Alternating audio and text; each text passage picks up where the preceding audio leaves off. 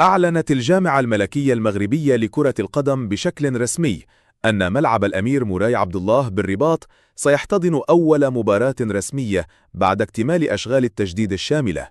وتشير الجامعة إلى أن المباراة ستكون يوم الجمعة 5 شتنبر 2025 ابتداء من الساعة 8 مساء بتوقيت المغرب، وذلك ضمن منافسات تصفيات كأس العالم 2026 بين المنتخب الوطني المغربي ونظيره الميجيري.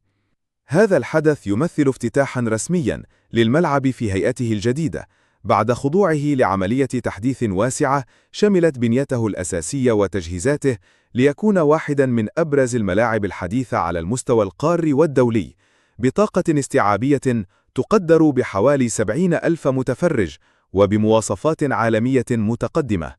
وقد أكدت الجامعة كذلك فتح باب الاعتمادات الإعلامية أمام المؤسسات الصحفية الراغبة في تغطية الحدث.